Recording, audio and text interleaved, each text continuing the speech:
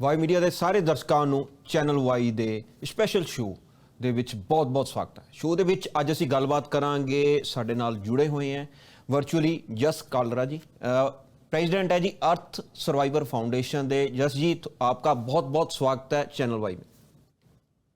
Thank you Arvind ji, thank you so much. Yes जी अच्छा। जरूर बताइए, आपकी अपनी संस्था ये कब स्टार्टिंग हुई है? At the age of young, आप सिर्फ 22 साल के हो, जी लेकिन ये संस्था कैसे स्टार्ट हुई? आप ऑस्ट्रेलिया से पढ़कर आए हो, फॉरेन एक ग्रेजुएट हो और बिजनेस खोल सकते थे आप, लेकिन आपने संस्था ज्वाइन की। आपके फादर की संस्था थी और इसके बाद आपने सोशल वर्किंग में जो सा ओल्ड एज के बारे में आप काम कर रहे हैं, इसके बारे में हमारे दर्शकों को जरूर बताइए। जी बिल्कुल जी। ये हमारी संस्था है एक, जिसका नाम है दी अर्थ सेवियर्स फाउंडेशन, जो यहाँ हिंदुस्तान में गुड़गांव में स्थित है। और हमारी जो संस्था है वो दो सेवा में समर्पित आश्रम चलाती है, जहाँ पर इस समय पे 1200 बेसहारा और अनाथ लोग परमानेंटली रहते हैं। और ये जो संस्था है, इसकी शुरुआत मेरे फादर श्री रवि कालरा जी ने करी थी 2008 में। तो उन्होंने तो इस संस्था की शुरुआत करी थी जब एक दिन वो सुबह काम पे जा रहे थे और रास्ते में उन्होंने एक छोटी सी बच्ची को और एक कुत्ते को सेम कूड़ेदान से साथ में कूड़ा खाते हुए देख लिया था। तो तब उन्होंने सोचा कि जो मैंने अपने जीवन में किया है अपने लिए, अपने परिवार के लिए, उसका कोई मीनिंग नहीं है अगर समाज में जिन लोगों को मेरी सचमुच ज़रूरत है उनके लिए मैं कुछ नहीं करता।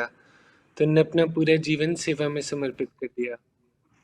तो वहीं से फिर शुरुआत हुई उनकी संस्था की, और धीरे धीरे जिन लोगों को वो रेस्क्यू करते थे सड़कों से, जितने भी अनाथ लोग पड़े मिलते थे सड़कों पे, जिनके बदन पे कीड़े लगे होते थे, या जो लोग किसी न किसी लाइलाज बीमारी से ग्रस्त हुआ करते थे, उनको बचा के लाते थे और फिर उनकी सेवा करते थे।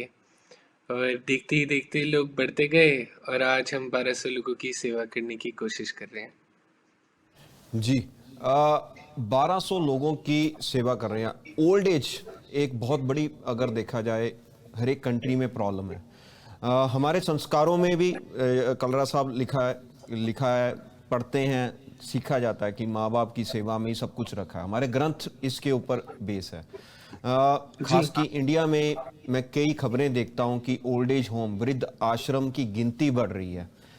इस प्रॉब्लम को आपने एड्रेस किया, क्या क्या प्रॉब्लम्स फेस कर रहे हो?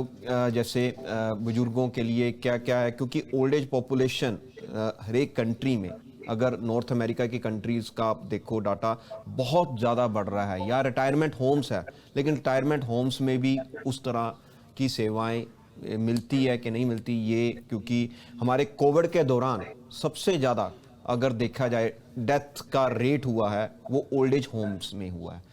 ये ऐसी पॉपुलेशन होती है, वनरेबल पॉपुलेशन होती है किसी भी मुल्क की, किसी भी देश की, इनको केयर चाहिए। आप इसके बारे में बताइए कि आप जैसे यंगस्टर्स जो उनसे फॉरेन में पढ़कर आए हैं, बहुत बड़ा बिजनेस खोल सकते थे, बहुत बड़ी इनोवेशन कर सकते थे, प्रॉफिट मेकिंग एक बिजनेस टाइकून बन सकते थे, लेकिन आपको कैसे ये स्ट्राइक डाउन हुआ at the age of 22? At the age of 22 में, मैं अपना एक्सपीरियंस बताऊं, मुझे तो कुछ समझ भी नहीं आता था, लेकिन एट द एज ऑफ 22 जैसे आप अब बातें कर रहे हो तो अभी मुझे ये बातें समझ आ रही हैं। ये कैसे स्ट्राइक डाउन हुआ? क्या आपके फैमिली बैकग्राउंडिंग में ये संस्था थी, क्योंकि आपके फादर साहब इस संस्था को चलाते थे? इसके बारे में जरूर बताइए। यस जी। सर जी, पहले तो मैं जो आपने बात उठाई मैं उसका जवाब देता हूँ। आपने बिल्कुल ठीक कहा कि हमारे देश में और हमारी संस्कृति में वैसे तो माता पिता की सेवा सबसे आगे रखी जाती है, और कहने को तो हमारा देश श्रवण कुमारों का देश है। लेकिन बहुत दुख की बात है कि वो माता पिता ही हैं जिनको हमारी सबसे ज़्यादा ज़रूरत होती है एक समय के बाद, और बच्चे उसी दौरान उनका हाथ छोड़ देते हैं। और आप मानिए, हमें तो ये डेली देखने को मिलती है चीज़ जब हम सेवा करने की कोशिश कर रहे होते हैं, कि कुछ बच्चे ऐसे होते हैं कि जब उनके माता पिता बूढ़े हो जाते हैं, वो चल फिर नहीं पाते, बातचीत नहीं कर पाते, उन्हें कोई ना कोई लाइलाज बीमारी हो जाती है, या फिर वो मानसिक रूप से बीमार हो जाते हैं या बेड रिडन हो जाते हैं। तो बच्चे उन्हें लाइबिलिटी की नज़र से देखने लग जाते हैं, सोचते हैं कि कौन इनकी 6 महीने सेवा करेगा, इन्होंने तो मर ही जाना है। तो उन्हें सड़कों पे छोड़ देते हैं या फिर अस्पतालों के वेटिंग एरिया में छोड़ते हैं, कहते हैं 5 मिनट में आ रहे हैं और भाग जाते हैं। या एक तो ऐसे भी केस थे जहाँ पर एक लड़के ने अपने माता पिता को हरिद्वार की ट्रेन पे चढ़ा दिया और बोल दिया कि मर गए, लाओ इनकी प्रॉपर्टी दे दो अब। और हमारे यहाँ तो डेली देखने को मिलता है, क्योंकि हमारे जो 1200 लोग रह रहे हैं, इनमें से शुरुआत में तो एडमिशन्स पुलिस के थ्रू, हॉस्पिटल रेफरेंसेस के थ्रू, मानव कल्याण विभागों के थ्रू लाए जाते थे।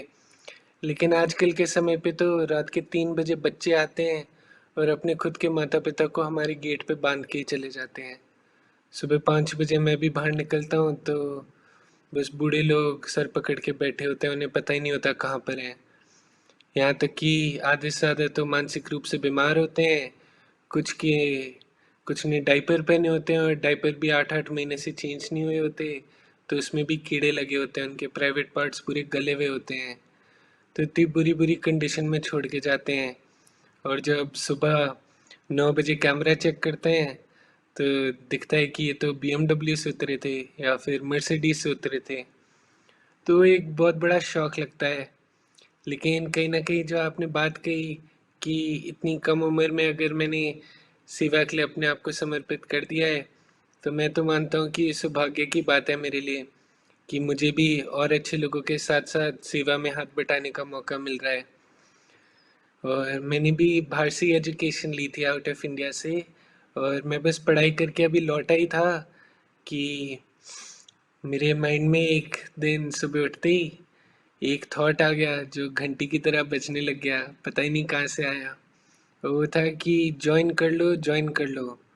तो मैंने अपने फादर को कॉल किया और मैंने उनसे कहा कि पापा मैं आपकी संस्था जॉइन कर लूँ। तो मुझे आज भी याद है उन्होंने मेरे से क्या बात कही थी। उन्होंने कहा था कि जस मैं आप ही का तो वेट कर रहा हूँ। तो नेक्स्ट डे से मैंने उनकी संस्था जॉइन कर ली थी। लेकिन तब मेरा कोई प्लान नहीं था, मुझे पता नहीं था भगवान जी कितनी सेवा करवाना चाहते हैं। तो मैंने सोचा था कि 5-6 साल अपने फादर से सीख लेता हूँ, फिर अगर काबिल हुआ तो टेक ओवर कर लूँगा। मुझे पता ही था ये तो दुनिया का सबसे मुश्किल काम होता है। और मैंने देखा ही था मेरे फादर इतनी मेहनत करते थे दूसरे लोगों के लिए, और उस वजह से उन्हें बहुत स्ट्रेस भी होता था, वो बीमार भी पड़ जाते थे। उनको इतनी क्रूअल साइड दिखती थी हमारे समाज की। तो मैंने सोचा मैं टाइम ले लूँगा। लेकिन भगवान जी ने सिर्फ 2.5 महीने दिए, उसके बाद मेरे फादर मेरी हाथों में चले गए। तो सेम डे से 600 लोगों की जिम्मेदारी थी, तो मैंने अपना पूरा जीवन सेवा के लिए समर्पित कर दिया। लेकिन इसके साथ ही साथ जहाँ सेवा में मोटिवेशन मिलती है, वो इस चीज़ से है कि और भी बहुत सारे अच्छे लोग जुड़े रहते हैं। हमारी जो संस्था का काम है, वो कॉज़ सिर्फ हमारी संस्था का नहीं है और ना ही हमारे सिर्फ देश का है। ये ह्यूमन क्रूरल्टी के अगेंस्ट है, क्योंकि जो ये वाली प्रॉब्लम्स है हमारे समाज में, ये कोई नेचुरल डिज़ास्टर नहीं है, ये ह्यूमन क्रिएटेड डिज़ास्टर है। ये वो चीज़ है जो अगर हो रही है हमारे समाज में, तो हमारी संस्कृति, हमारी शिक्षा, हमारी अपब्रिंगिंग, हमारी आप मानो हमारा कल्चर, सब कुछ तहस-नहस हो चुका है। हम हर चीज़ में फेल हो चुके हैं। अगर ये स्थिति है हमारी समाज की जहाँ हम अपने खुद के माता-पिता को वो प्यार नहीं दे पा रहे जो उन्होंने बचपन से हमें दिया है। तो कहीं न कहीं ये सब समझने के बाद मेरा मन करता है कि मैं भी और सेवा में घुस जाऊँ और इसी राह पे चलते रहूँ। जश एट द एज ऑफ 22 में जब आपकी मुझे मुझे आदेश मिला अपनी ऑफिस से कि आपकी इंटरव्यू करनी है, आपके बारे में दर्शकों को बताना है, मैंने एक कॉलम देखा, उसमें 22 साल की उम्र है। आई वॉज एक्सपेक्टिंग काश सबके बेटे आप जैसे होते। मेरा भी बेटा है, अरे! आप जैसा ही हो।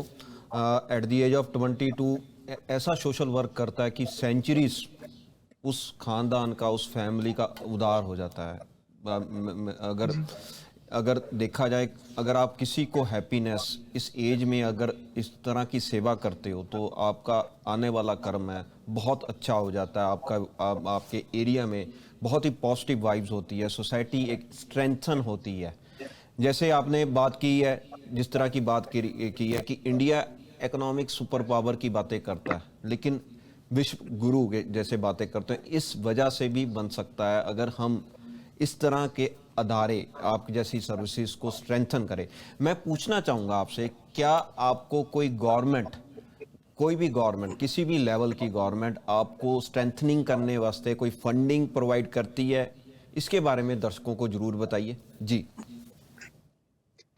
जी सर, एक्चुअली आपका सवाल बहुत अच्छा है, लेकिन मैं अगर आपको सच्चा जवाब दूं तो हमें एक पैसा नहीं मिलता सरकार से। उसके साथ ही साथ यहाँ पर मानो हिंदुस्तान में जब सेवा कर रहे होते हैं, चाहे कोई भी कर रहा हो, तो उसको एक स्टीरियोटाइप भी बैटल करना पड़ता है कि अब जैसे हमारे हिंदुस्तान में बहुत से लोग सेवा का काम करते हैं, लेकिन अच्छे से नहीं करते। वो अपने फंड्स को मिसयूज़ करते हैं, और जो लोग जिनकी उन्हें सेवा करनी होनी चाहिए, उनकी भी सेवा बहुत आधे अधूरे दिल से करते हैं। तो कहीं न कहीं इस वजह से लोगों में सेवा भाव बहुत ख़त्म हो गया है।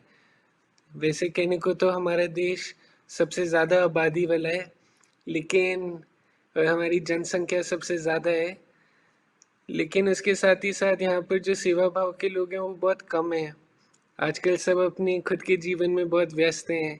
वो बड़े घर बनाना चाहते हैं, बड़ी-बड़ी गाड़ियाँ चलाना चाहते हैं, और अब मानो वही जो मटीरियलिस्टिक लाइफ़स्टाइल होता है, उसको फ़ोरफ्रंट पे रखते हैं हमेशा प्रायोरिटीज़ के।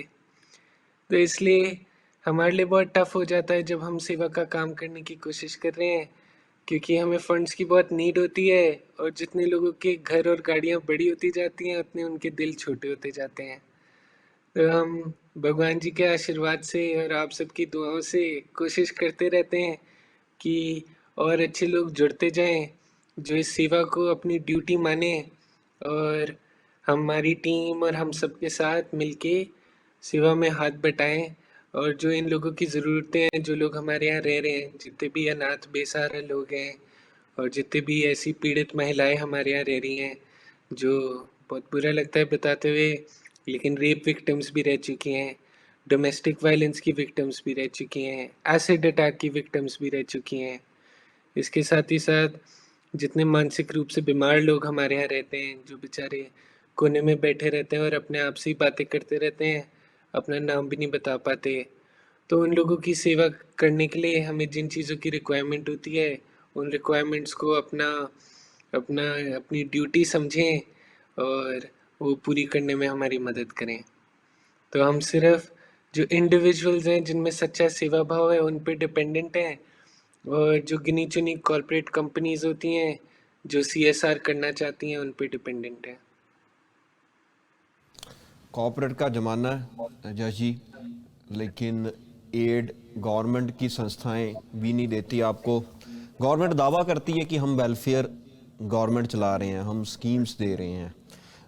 बिल्कुल चाहिए कि हर एक सरकार को, किसी भी लेवल की सरकार हो, तो आप जैसी संस्थाओं से कोऑर्डिनेट करना चाहिए, ਬਿਕੋਜ਼ ਅਸਲੀ ਜਿਹੜੀ ਪ੍ਰੋਬਲਮਸ ਹੈਗੀਆਂ ਉਹਨਾਂ ਨੂੰ ਐਡਰੈਸ ਕੀਤਾ ਜਾ ਸਕਦਾ ਹੈਗਾ।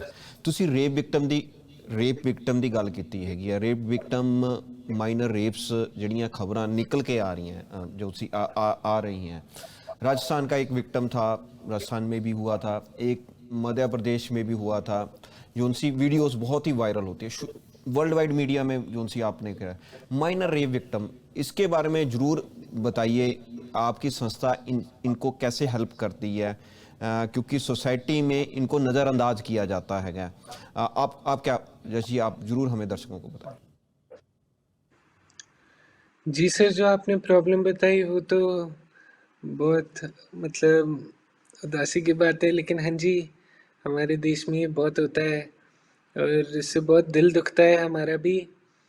और हम पूरी कोशिश करते हैं कि जिस भी तरीके से सेवा कर पाएँ इन महिलाओं की, हम करें। लेकिन जो हमारे यहाँ आश्रम है, वो तो इन सभी विक्टिम्स के लिए ओपन है 24 घंटे सातों दिन। तो ऐसा भी होता है कि रात को 2-2 3-3 बजे जब पुलिस एडमिशन लाती है हमारे यहाँ, तो ऐसी औरतें होती हैं जो खुद बता देती हैं कि वो रेप विक्टिम रह चुकी हैं, और दिख रहा होता है उनके शरीर पे जो घाव होते हैं, और उनके जो प्राइवेट पार्ट्स की कंडीशन होती है, और उनकी जो मेंटल ट्रॉमास होते हैं, वो भी बहुत सिवियर होते हैं। एक तो अब मानो कुछ महीने हो चुके हैं इस बात को, लेकिन रात के 2 बजे पुलिस वाले एक लेडी को लेकर आए थे हमारे यहाँ। उसका रेप हुआ था अभी के अभी, और वो बता भी नहीं पाई पुलिस वालों को डर के मारे। तो जब यहाँ ले आई, जब पुलिस वाले उसको यहाँ ले आए, तो उन्हें एडमिशन तो करवा दिया, क्योंकि उन्हें लगा कि ये सड़क किनारे रो रही है, ठीक से चल भी नहीं पा रही, और इसकी मानसिक स्थिति भी खराब होगी क्योंकि चिल्लाई जा रही है और रोई जा रही है। तो उन्होंने हमारे यहाँ एडमिट करवा दिया उसको रात को। तो जब मैं उसे खाना खिलाने लगा रात के 3 बजे और उनसे बातचीत करने की कोशिश कर रहा था, उनके कंधे पे एक बार हाथ फेरा और मैंने पूछा कि क्या हुआ आपका, क्या खाने का मन है आपको, किसी चीज़ की कोई तकलीफ़ तो नहीं है। तो वो रो पड़ी। तो मैं समझ गया कि कुछ तो गड़बड़ है। तो मेरी हमारे जो इन हाउस डॉक्टर हैं, मैंने उनको बुलाया, और उन्होंने जब चेक करा तो देखा कि उनके प्राइवेट पार्ट्स में कांच के टुकड़े घुसे हुए हैं, और उनका अभी के अभी बस रेप हुआ था कुछ ही घंटों पहले। तो हमने वहीं से उन्हें हॉस्पिटल रश करा, और उनकी 2 सर्जरीज हुई, और वो अभी भी हमारे यहाँ रह रही हैं। लेकिन ये बहुत बड़ी चीज़ है कि आजकल के टाइम पे हमारे देश में महिलाओं के साथ जब ऐसा होता है, तो ये तो बहुत खतरनाक और बहुत डरावनी चीज़ भी है, लेकिन इसके साथ ही साथ उनकी कैसे मदद करी जाए, ये भी सबको नहीं पता होता। और हम भी, आप मानो, केस टू केस ही फिगर आउट करने की कोशिश करते हैं कि हम किस तरीके की सेवा कर सकते हैं उन महिलाओं की, क्योंकि हर जो केस होता है वो इतना खतरनाक होता है, हमारे हर बार ही पैरों तले ज़मीन निकल जाती है। तो हम भी बस आशा करते हैं कि समाज सुधर जाए, और जो हमारी सेवा है वो उसकी इतनी ज़रूरत भी ना हो इवेंचुअली। जी बिल्कुल। जैसे आपने जैसे बातें की हैं, हिल जाते हैं। समाज का वो हिस्सा, हमारे यहाँ तो नारी को पूजा जाता है, गोडस माना जाता है, देवी माना जाता है। जिस तरह की बातें निकल कर आ रही हैं, इसके ऊपर ज़रूर सरकार को काम करना चाहिए। इस तरह की मेंटालिटी को चेंज करना चाहिए, तभी हम सोशल एम्पावरमेंट कर सकते हैं।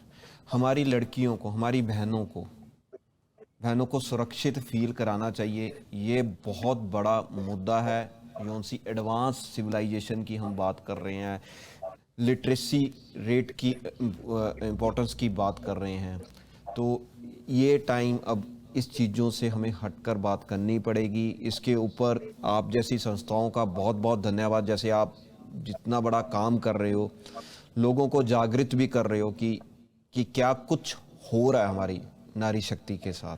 कहने को हम नारी शक्ति जरूर कहते हैं, क्या हम मानते हैं, इसके ऊपर भी क्वेश्चन है।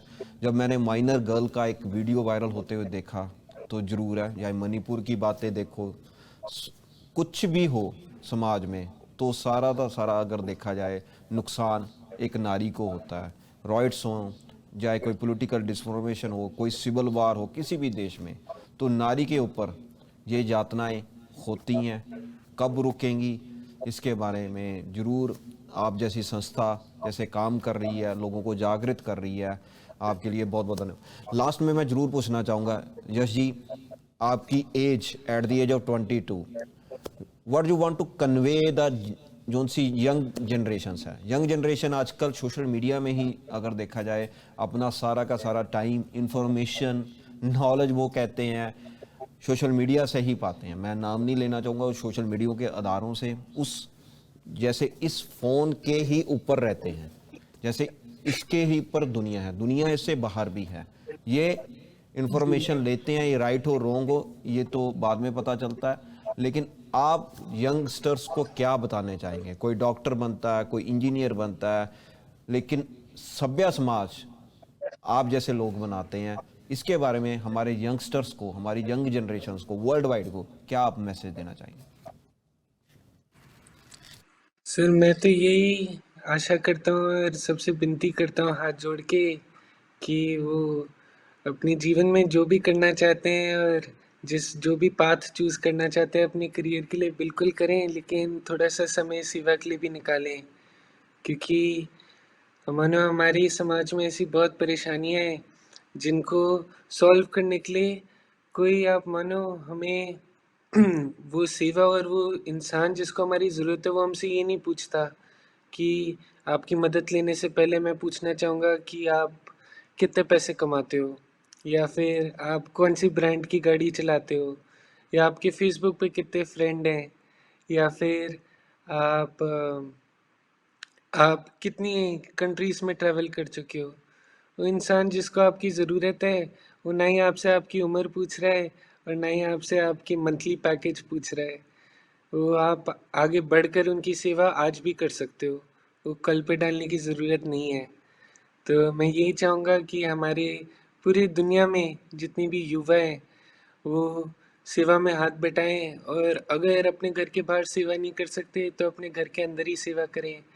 अगर उनके जितने जो उनके माता पिता हैं, अगर वो उन्हीं की सेवा कर लें तो कल को ऐसी नौबत ही ना आए कि कोई आश्रम खोलना पड़े। तो ये मेरा उनसे मैसेज और रिक्वेस्ट रहेगी।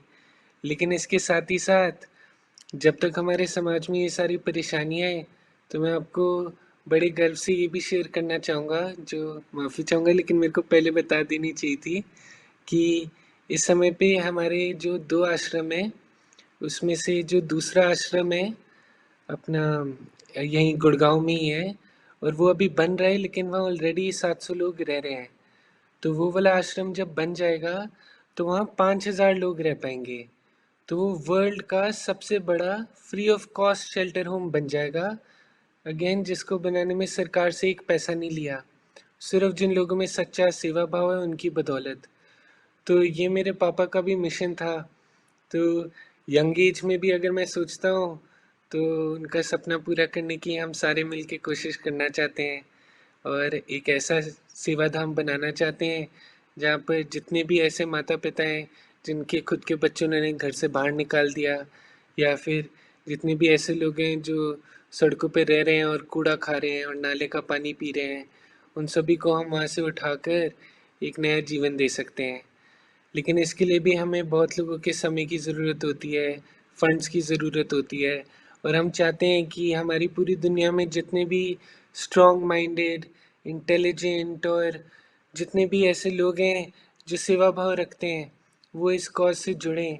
और बेशक अगर वो कनाडा में हो या इंडिया में हो, वो इस सेवा भाव को समझें और इस बात को भी समझें कि ये हम सभी की ड्यूटी है। ये कोई ऐसा पैशन का काम नहीं है कि अगर हमारा मन करता है और हमारे पास संडे को टीवी देखने के बाद थोड़ा टाइम है तो हम सेवा करें। ना ही ये उस तरीके का पैशन है कि 10 लोग इंजीनियरिंग में जाएंगे और 10 लोग सेवा में। ये तो हम सभी के लिए है और हम सभी को करनी भी चाहिए, बेशक वो कनाडा में करें या फिर हिंदुस्तान में करें। लेकिन अगर कोई चाहे तो मैं उनसे हाथ जोड़ के विनती भी करता हूँ और उन्हें इनकरेज भी करता हूँ कि हम जो सेवाधाम बनाने की कोशिश कर रहे हैं इसमें हाथ बटाएं, और वहाँ पर जितने लोग रह पाएंगे उनके लिए जो फैसिलिटीज़ बनानी होती है, जो उनके लिए अनाज खरीदना होता है, उनके लिए जो दवाइयाँ खरीदनी होती हैं, उनके लिए जो कपड़े अरेंज करने होते हैं, उन सब चीज़ों में हाथ बटाएं, ताकि हम जल्द से जल्द ये सेवाधाम बना पाएँ, जहाँ फ्री ऑफ कॉस्ट 24 घंटे सातों दिन इन्हीं माता पिताओं की सेवा होती है। और मैं ये भी बताना चाहूँगा बहुत ही खुशी से कि कनाडा में भी हमारे बहुत वेल विशर्स हैं हमारी सेवा के। और जैसे आप भी हैं सर, युद्धवीर सर भी हैं, एक सुखी सर भी हैं, वो भी बहुत गाइडेंस देते हैं अपनी, और बहुत मानो हमें मॉरली और फाइनेंशियली भी सपोर्ट करते हैं। तो मैं सभी से धन्यवाद भी कहना चाहूँगा जितने भी लोग आज हमारा ये प्रोग्राम सुन रहे हैं, हमारा सेशन, और उन सब से विनती करना चाहूँगा कि आप प्लीज़ हमसे इन टच होएं और हमें मौका दें कि हम आपको अपनी सेवा के बारे में और बता पाएँ, ताकि आप इसी से अपनी सेवा समझ के आगे बढ़ा सको। तो थैंक यू सो मच। ਆਪਣਾ ਤੁਸੀਂ ਐਡਰੈਸ ਆਪਣਾ ਕੋਈ ਕੰਟੈਕਟ ਨੰਬਰ ਜ਼ਰੂਰ ਤੁਹਾਡੇ ਨਾਲ ਸੰਪਰਕ ਕਰ ਸਕਦੇ ਆ ਜਿਨ੍ਹਾਂ ਨੇ ਇਸ ਸੇਵਾ ਦੇ ਵਿੱਚ ਪਾਰਟਿਸਿਪੇਟ ਕਰਨਾ ਹੈਗਾ ਜੀ। ਕਰ ਸਾਹਿਬ और सर हमारी वेबसाइट है www.earth